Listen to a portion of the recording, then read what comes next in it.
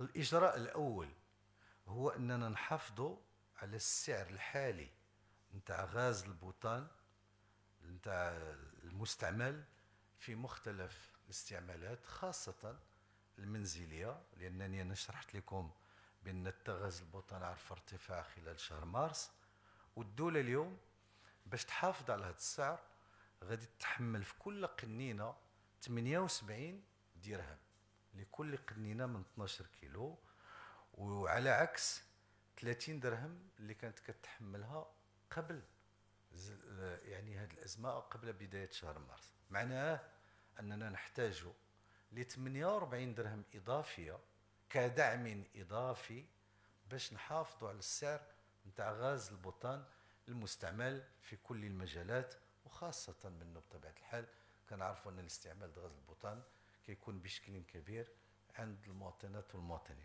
الكلفة نتاع هذا الإجراء شهريا هي 600 مليون درهم.